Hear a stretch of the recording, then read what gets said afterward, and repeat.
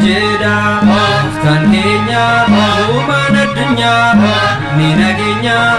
Araana fissa Sagalee isaanii dhageenya Duumessa eefuu keessa Sagalee isaa dhageenya Duumessa eefuu keessa Kunoo eefni bu'ee nuufisoo nu ife Kunoo eefni bu'ee nuufisoo nu ife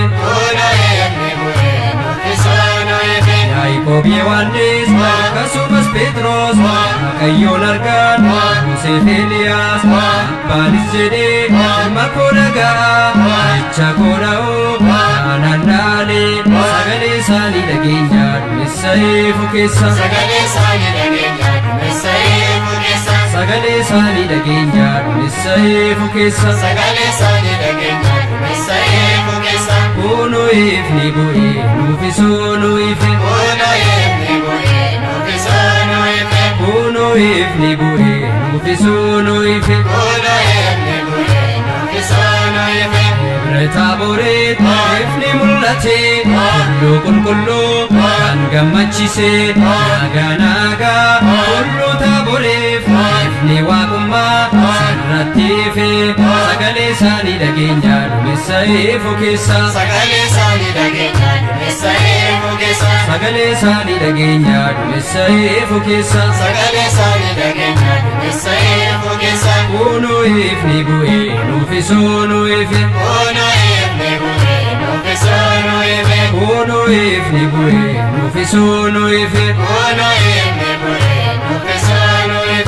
Itoophiyaanonni seenaa qabeeyyii aadaa isaanii alaqqisiisan honborabsanii akka abboota isaanii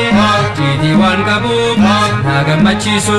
sagalee isaanii dhageenya Duumessa eefuu keessa Kunoo eefni bu'ee nuufisoo nu ife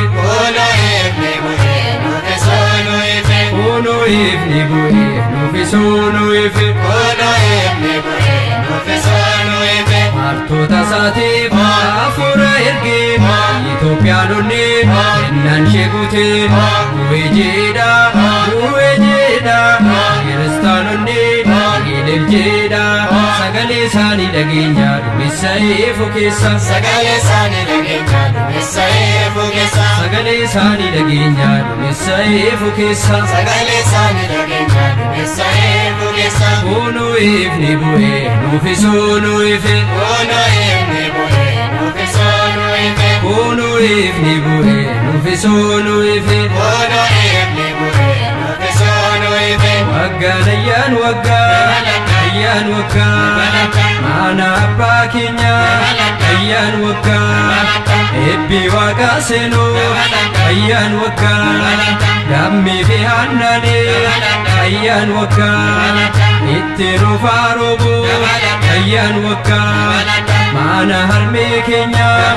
ayyaan waggaa Eebbi waaqaa seenuu ayyaan waggaa Lammii fi Haannaalee ayyaan waggaa Itti rufaa roobuu ayyaan waggaa Kuma jirtaanii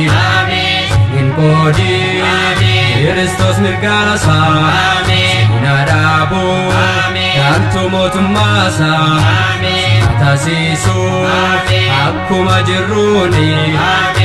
hin qoodin Kiristoos mirgaasaa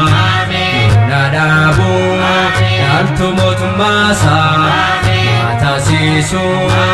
akkuma jirruuni hin qoodin Kiristoos mirgaasaa na dhaabuu Waggasaas nagaadhaa nagaahuu Ergamoota qulqulluu tolootaa Eebbi Waaqayyoo mana hundaa seenuu mana hundaa Eebbi Waaqaa seenuu mana hundaa Eebbi Waaqaa seenuu mana hundaa Eebbi waaqa seenu